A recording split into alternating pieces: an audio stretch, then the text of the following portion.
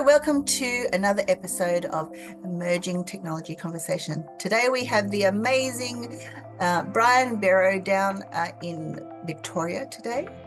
Brian, what's it like in Victoria today? Well, Debbie, I'm glad to report that it's cold and windy, and it has been cold and windy all day, but that's Melbourne for you, 4 seasons in one day. So Brian, you are one of Australia's leading Indigenous lawyers. Tell me, how did you get into, or tell me about your history and how you became a lawyer? Yeah, so firstly, I became a fitter and turner by trade in the mining companies in Western Australia, but I grew up initially in a little town called Innisfail, and then moved into Townsville, so did a bit of growing up there in North Queensland, hot, humid country. And I moved across to Contra with my parents when my father went over to work on the railway lines to 45-degree heat, hot, red, dusty country. And being an Indigenous man, I believe you normally give a welcome to country, so I might put that in right now. Yes, so it's not a welcome to country. So when you welcome someone to country, you're actually from that country. So you can't really welcome someone if you're not from that country. So I'm actually living in Melbourne, so Naarm, in Victoria. So I can acknowledge country. So I will say I acknowledge the Wurundjeri people of the Kulin Nations and pay my respects to the elders past and present in this country. Thank you. So you're over in Western Australia, it's hot. Are you working as a turner and fitter, is that right? Yes, the fitter and turner. So what a fitter and turner does is the fitting side is the mechanical side. So we take things apart, put things back together, maintain things, build things. So at that stage I was working at a company called Hammersley Iron, where we worked on maintaining the large locomotives, the reclaimers, the conveyor belts that go out to ships, all the big gearboxes, etc. It's really big mining stuff, even the turbines and things that we worked on there. And then I worked for Woodside Petroleum on a construction of the LNG gas plant as well. So that was quite interesting work.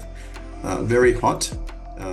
But like I said, my father went over to work on the railway lines over there. A lot of Torres Strait Island men worked on railway lines through their labouring kind of jobs. They weren't educated particularly obviously in professional capacity, but didn't even have trades. So my grandfather had a pearl lugger in the Torres Straits, so they used to dive for pearls. And a lot of Asian Yes. countries used to come over. And we've got a lot of influence there as well in our cooking. So we use vermicellis and rice and things like that as well.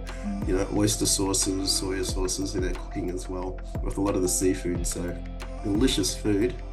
But yeah, great influence from the Asian countries. So, the Malaysian, Indonesian, Japanese, Chinese used to come over and dive as well. Yeah, I know there's actually a lot of history in Northern Territory. They found Chinese pottery from over 400 years ago. So, well, I think, the Asians have done a lot of trade with Indigenous Australia for centuries. So That's right. we have a long history of trading, communicating, collaborating. Actually, it would have been interesting to see how they communicated back then, because the Chinese language is not the easiest of languages. And then each Indigenous community has their own language, which I know there are many in Australia. So it would have been like, wouldn't you love to be a fly on the wall and just see how they did their trade? It was probably a lot of Yes. hand gestures. Yeah, I think from the mainland of Australia, I believe I worked in a native title case in the Torres Straits, and obviously you look at archaeological history and things as well. And from what I understand, they used to trade canoes as well, and they used to make canoes in Papua New Guinea and some of the Asian countries with the bigger trees. So they used to carve them out and then trade them with between the Torres Straits and mainland of Australia. So that was obviously generations ago, but that's yeah, like you say, you wouldn't have mind being a fly on the wall to actually understand all Really that sort of stuff. amazing. Because with the Chinese Mm, community, I know there was a lot of trade with sea urchins and seafood that mm, went backwards and forwards. So, yeah. And we had yes. in North Queensland, we actually had shipbuilding, and it was the old, the Chinese junks that they built. Well, it's not a Mm, very nice name. That's an English Caucasian name for those boats. But yes. um, but just that history is, it's not taught in Yeah. schools, certainly. No. And it's a history that's, No. I think, very rich, and it's fun to explore, very, amazing to Yeah. explore. I think we need to understand more of that because, I mean, obviously, when I went to school, it was Captain Cook discovered Yeah. Australia and everything was, merry. And we had a great time and moved on to, people colonizing the country. And then here we are now. So you don't really actually understand some of the things that have occurred, like, the acts that have been put in place, or Aboriginal protection acts that were put in place that we had to live under, which segregated the Indigenous community from the non-Indigenous community. It enabled the government to steal your wages, steal your children, steal your land, and put you in like reservations or missions, and ostracized you from the community. So how could you take a meaningful part in community in any case, and get an education, own land, all that sort of stuff, and the land that was taken from you, by the way. So there's, there was poisoning of water holes, putting smallpox in blankets and giving it to the Indigenous community members. So terrible, terrible times, and you don't learn any of that. And No. my working through the legal part. Sorry. It's the same with the Yes. White Australia policy, 70 years of that. And Asians were also segregated. Yeah. They were segregated in Brisbane, I know for certain. And what they went through, because it's part of my family history, because I'm fifth generation. It's horrible. They're horrible stories, but they need to be told because we don't want it to happen again. Like we can't go backwards. And with all the stuff that's happened, certainly in the last few years,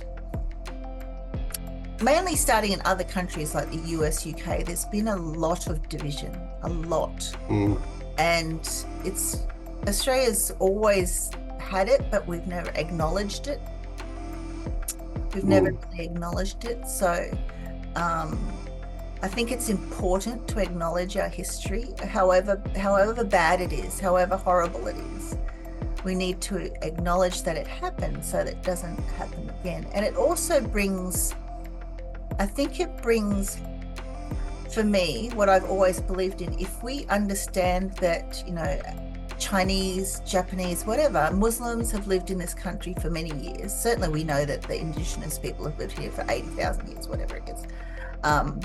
We can't, in the media, we can't constantly, beat other nations or people from other nations down, because we've been here for, a couple of centuries.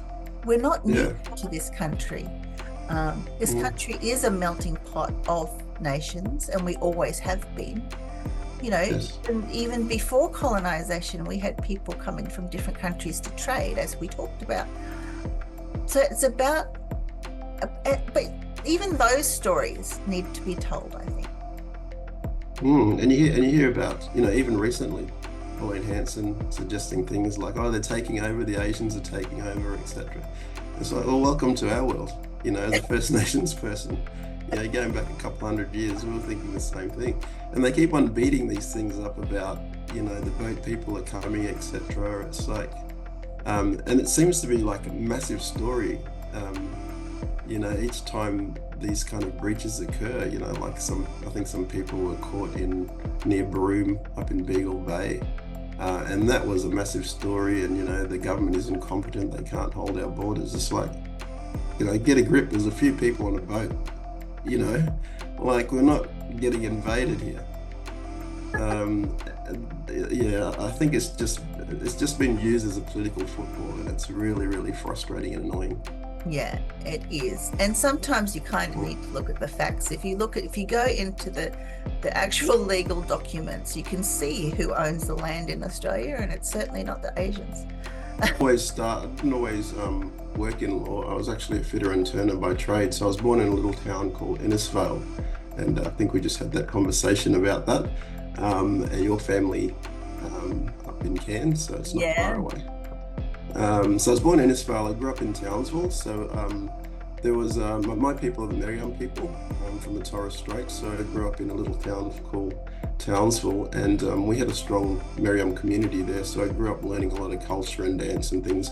And I went to this school called Black Community School as well, which Uncle Koiki Mabo, from the Mabo decision, he actually founded that school because he wanted to teach Oh, culture into our curriculum, I which love is really that. interesting. So as we went to school, we sang cultural songs, etc., before we started school. So it really kept that kind of culture burning inside of us. And then I went to, so I grew up, I did a lot of growing up there. My parents had a rocky relationship, so and we went to Karratha together as a family. Um, and I grew up there. I finished my schooling there, and I became a trade qualified fitter and turner. So I applied for an apprenticeship in a company called Hammersley Iron, which was run by Lang Hancock at the time, and Oh, you might know her famous daughter, Gina Reinhardt. yeah. Um, so that got taken over by Rio Tinto. I worked there for a while. I was doing a lot of machining work as a fitter and turner, like I said, so machining, like building and maintaining large locomotives, reclaimers, pumps, generators, turbines, all that sort of stuff. It was really interesting work. And then I finished up there, and I got a job at building the Woodside Petroleum gas plant. And that was similar sort of work as well. So we we're sort of building the mechanical aspects of that.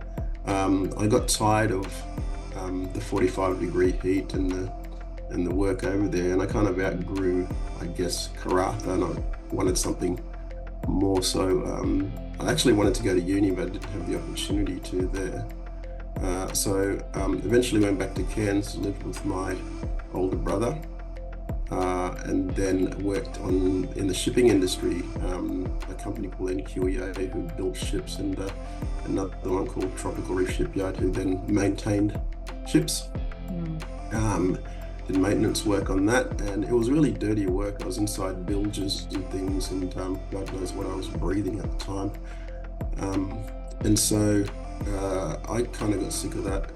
I went down to Brisbane eventually. I started working in a CNC machining factory which manufactured really high-end kind of components for things like jet fighters and things. Wow. So was And that it was part of really, Boeing or? it was actually at that time there was I think it was some joint venture between Germany, US, and Australia building a jet fighter at the time, and the tolerances were quite high, so the work was quite intense in that. And through that, I had a relationship breakup, and you kind of ponder life, and I thought, well, I might just go and do something else or apply for something else. So I had a look at the local uni. They had the orientation day and open days. So I went to one of them, and I thought I wouldn't mind a change in career. So I actually applied for a to study law, and I got in. So there was a change of career there. I studied law. It's Um, quite polar yeah, opposite, I would say, polar opposite. yeah, I think it's actually coming together really well because it brings in that kind of mechanical engineering kind of background into now business law, and now looking towards the renewable energy sector. It's really allowing me to kind of understand the engineering side of things as well as the legal side of things, having that hands-on experience. So I moved down to Melbourne in about 2005, and I was a associate in the Federal Court and then Supreme Court, Victorian Government Solicitor's Office I worked in, and I wanted to be a barrister, but then the GFC came along, global financial crisis. It's not a chicken. And I made my way to Sydney, and I became legal counsel for Qantas for a few years, then Telstra, and then Oracle, and the technology aspects started to kind of kick in, and I kind of enjoyed working in that area from a legal perspective as well. I worked for Gilbert and Tobin for a little while as well in the technology legal team. And then a colleague of mine, a good friend, Bevan Mailman, we kept in contact for a long time because we were the first, and there aren't many Indigenous lawyers even now in the commercial legal space. So we kept in contact. I called him up, and I was thinking, I really wanted to do something for myself now in the community, and something different rather than looking after a company that panders to its shareholders and that sort of thing. So so we had a chat about starting a law firm ourselves, and we eventually did. That was 2018. So we're about 5.5 years old now, and we work in largely the commercial legal space. So a lot of contractual sort of stuff, advice on anything and everything from IP to IT to privacy law. And particularly now we're moving into that renewable energy sector, which is a really interesting sector because I think there's great opportunity in the future for a just transition to allow our community to actually take part in that transition phase. Yeah, absolutely. And I know you're a founder or director of the First Nations Energy Network. Explain to us how that happened. Yeah, so having my interest in this space, have a network of people as well, of a lot of professionals that they want to do something different in this area. And with the mining boom, a lot of Indigenous communities kind of missed out on that kind of boom sector. And now we're looking at another sector coming through as well, which is obviously the renewable energy and the clean energy sector. So it's a First Nations Clean Energy Network, and I'm not actually a director. I'm a committee, a steering committee member, and so what we're doing there is really providing information to communities on the renewable energy transition or the clean energy transition, and also working with government as well to assist them to put in policies and things to ensure that the First Nations communities actually take part in the renewable energy transition, and also that they are able to have some kind of benefit sharing arrangement as well with government as well as proponents moving forward. So it's really that informing them and assisting with policies. Yeah, and job creation, I would imagine.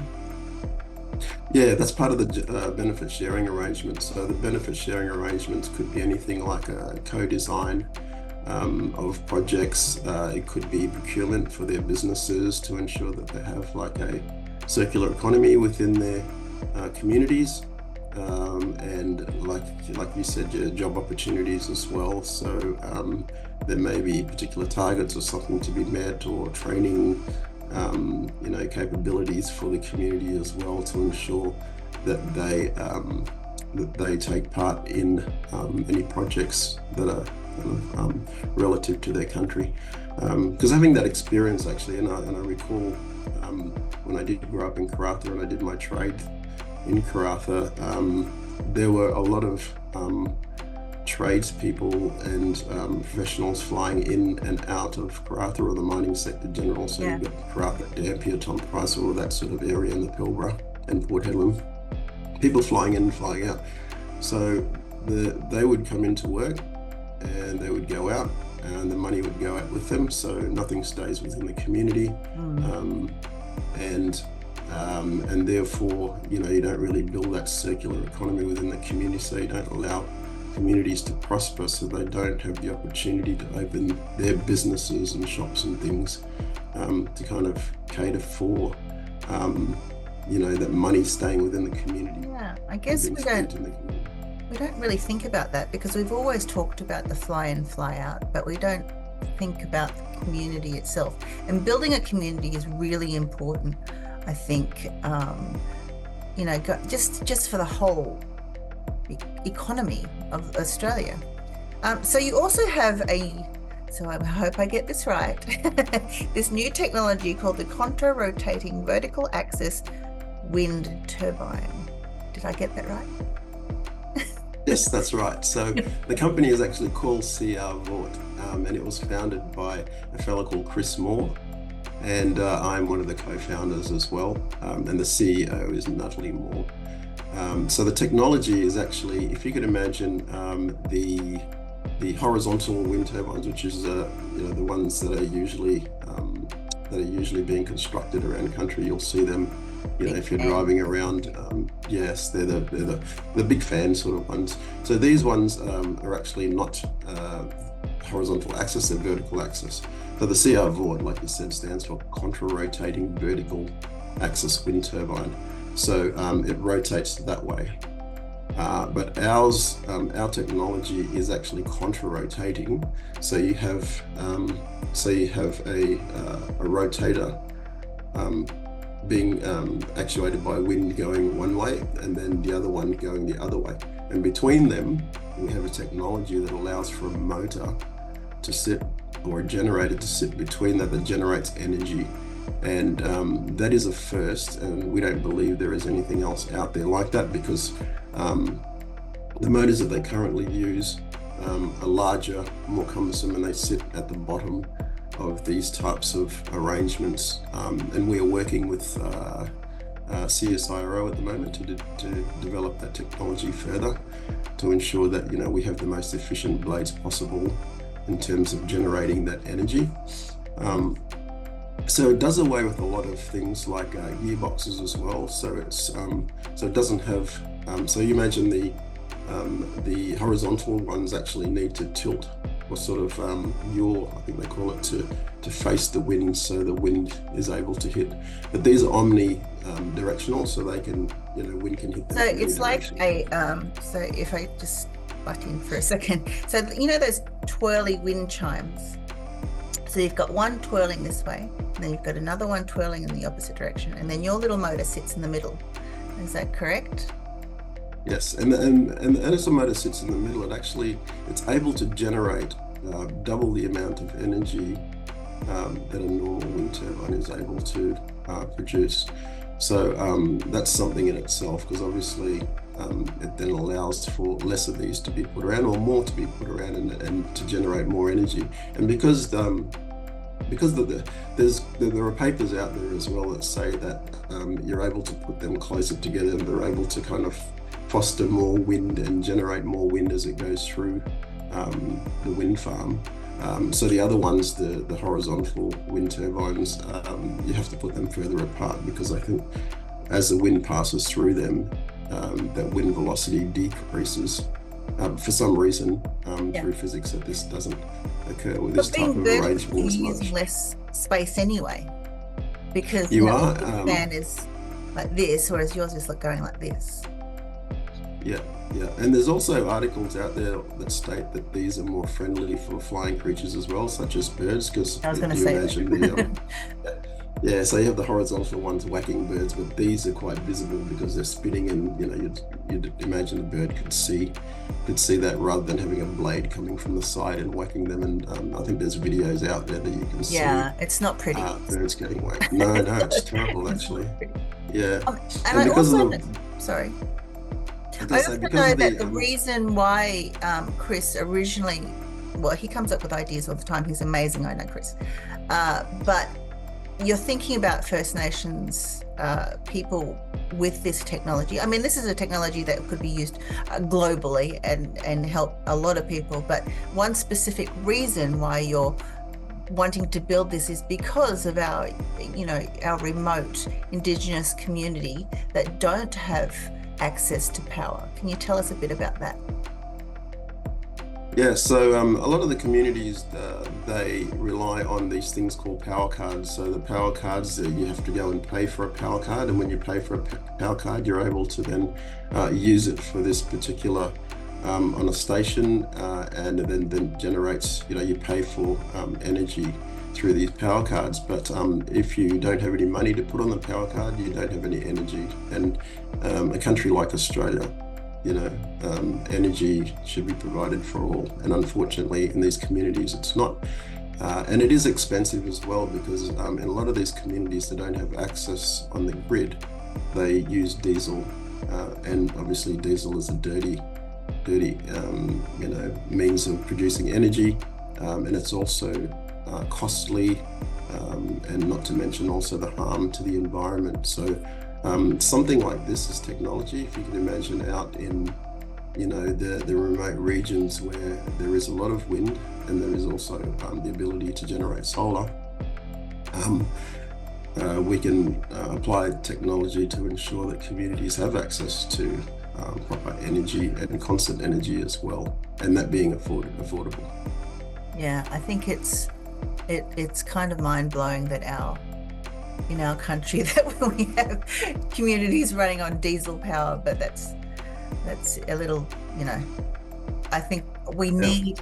So for me, Australia, there's a lot of opportunity for innovation, for technology, for investment in technology, because we're a country that can produce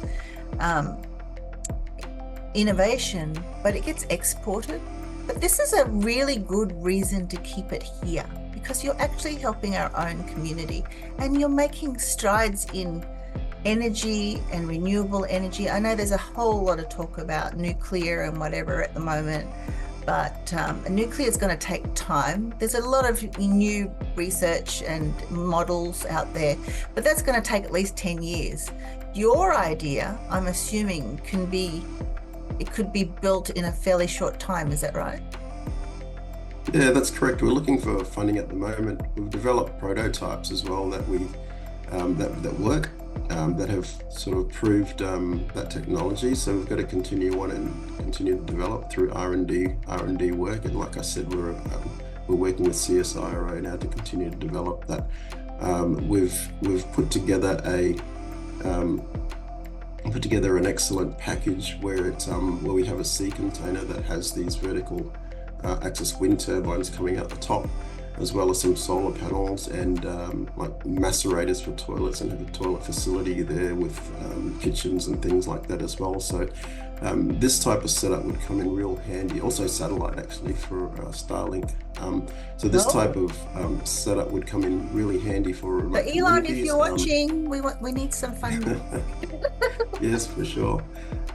This would come in handy for remote communities, and also for even companies that are prospecting and things as well, mining companies and what have you that are prospecting, that could have one of these sea containers on the back of a truck and just sort of drive around, readily have renewable energy. How much power does it make? I believe it's about 45 kilowatts, which is enough to generate a house. And so that's really excellent to have something like this out at in a place where you ordinarily wouldn't have access. And another good thing about this as well is it can be used, and we've applied for grant funding as well for disaster relief as well. Yeah. So if you could imagine, God forbid, another fire incident where we had a tornado at Christmas time here, and we had a tornado Christmas Day, and the hinterland lost power for 2 weeks.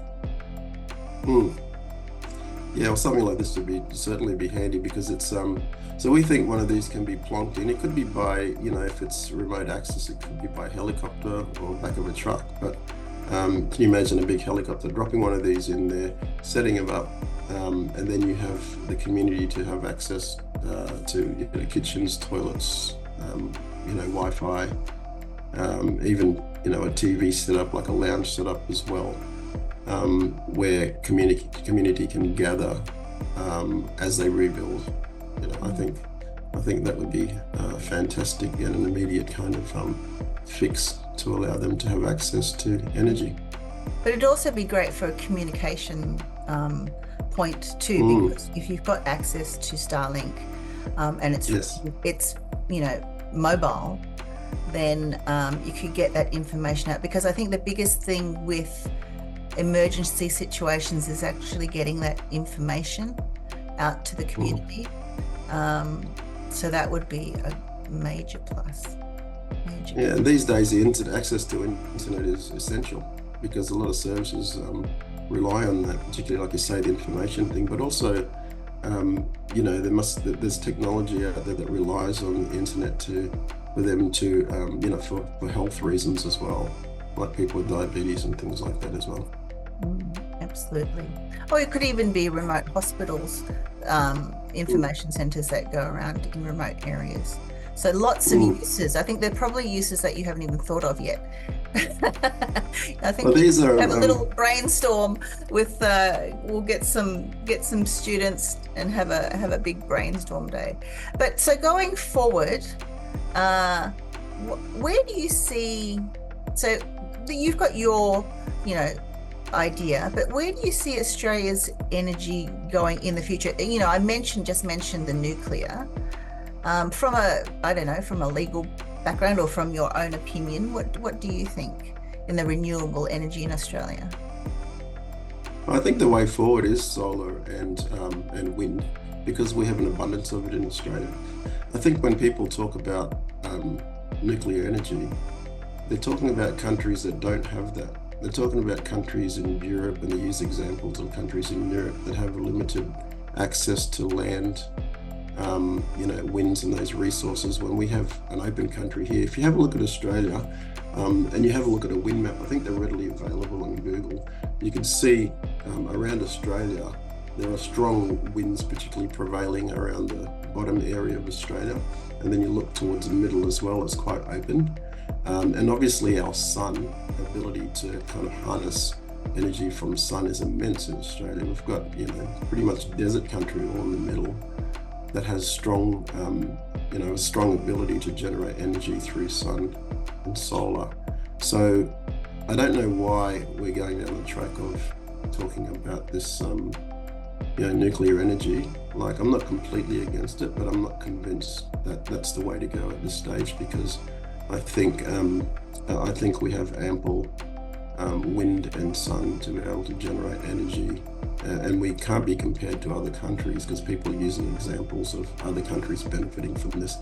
We're not a small sort of enclosed country. We're a wide open country, and we should use our resources wisely to enable to get to those ends, to those means. And I think so those things I think is a better option. Yeah, definitely. Well, I'm open to all things. I like reading up about all things, and there's pros and cons to everything. But yeah, I think we really should be using what's available to us right now.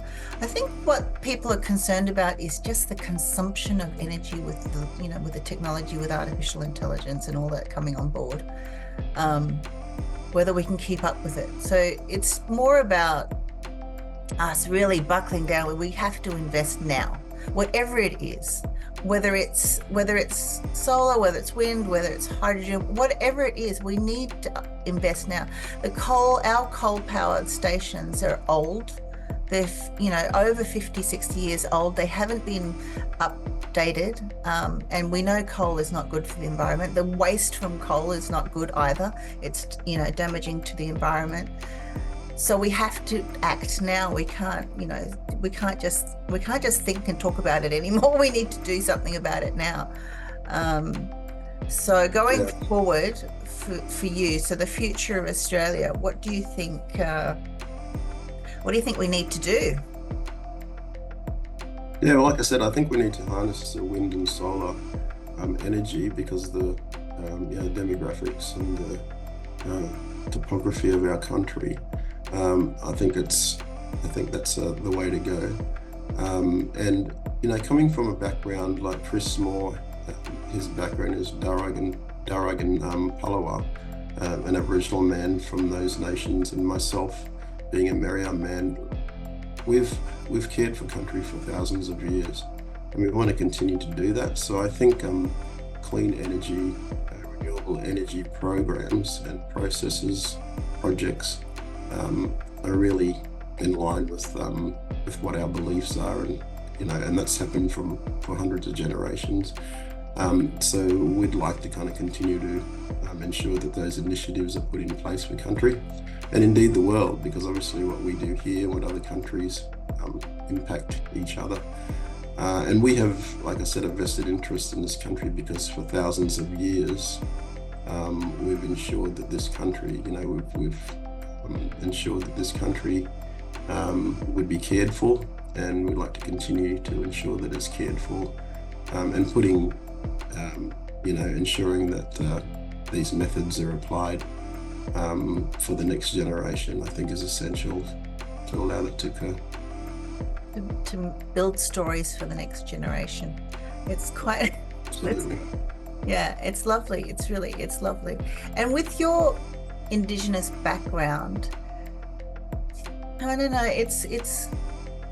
I would love for the rest of the world to know more about just their connection to the land, and because I have, my best friend is Indigenous, and it's incredibly moving, the stories. It's incredibly moving when you go to an event and there's like, for example, the Commonwealth Games on the Gold Coast. We had, for the opening ceremony, I can't remember how many, but we had clans come from all over Queensland. It was the first time in history where they were invited, because normally,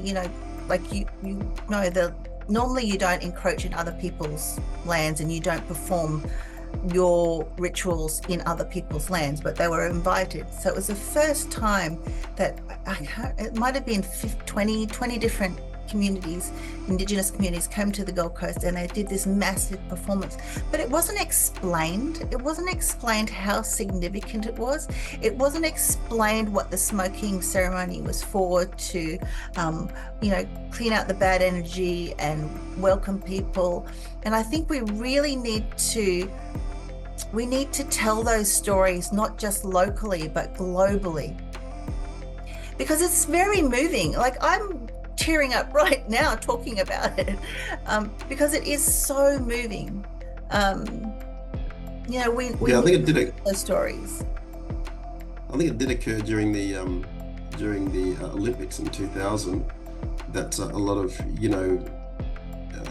every time a country seems to host the Olympics, there's a focus on that country and its background and things, and some of the human rights issues actually came out for this country as well, in terms of the last 200 or so years, as well as the cultural aspects and traditions where people wanted to learn more about those things. So it is a beautiful thing to share culture, but going down a different route in relation to that. So we're just, and my law firm has been involved in data sovereignty of First Nations people. So ensuring that's kept intact as well, because there are people that kind of commoditize these things and don't give back to community. And so we need to actually ensure now that whatever knowledge is used, or whatever stories, etc., are used from First Nations people, are actually identified, or at least compensated for, or something as well, to ensure you give back to communities. But the most important aspect out of that is the consent, because data sovereignty is all about how you govern information going out there. And First Nations communities, they may not necessarily want their traditional knowledge and information getting out to the public. So I think I understand what you're talking about. I think it's a balancing exercise as well as to how to ensure that their traditional knowledge and culture is actually respected. If it does get shared, I think is one of the main concerns that I see now in community.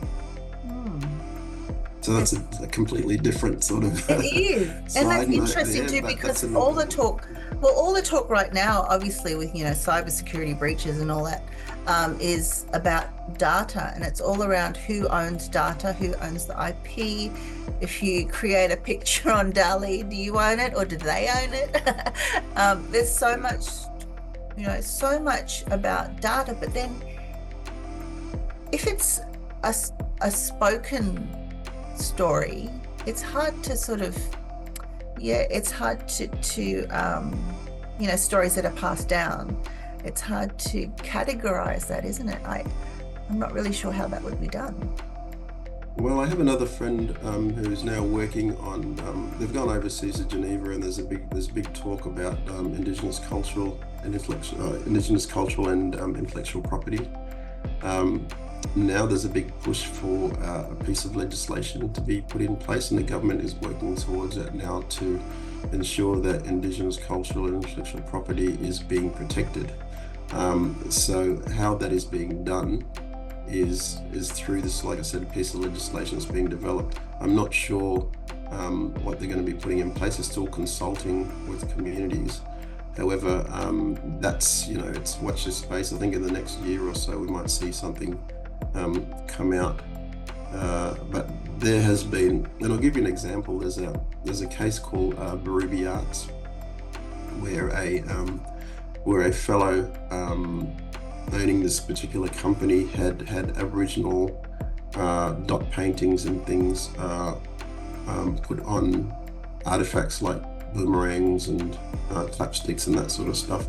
But these items were not made by Aboriginal people, and they weren't made in Australia as well. I think they were made in Indonesia and imported. And so he sold them as Aboriginal art, and it was fake Aboriginal art. So there was a court case around that, and this fellow got done for misleading deceptive conduct because the court basically said that you've put this out there as Aboriginal art and it's not. So they fined him, I believe it was about $2.3 million. Wow. For that. Don't sell fake stuff, people. Yeah, but that's the perfect example of a story about protecting Indigenous culture and intellectual property, because there needs to be something stronger in place, because they had to use. Sorry, I was going to say they had to use authenticity too. I think we might have to wrap it up now. But thank you so much for this. It's really made me think. So I'm hoping the audience will think about things as they're watching our episode. Yep. So thank you for being part of my emerging technology conversation. It's been a wonderful talk. Thank you so much.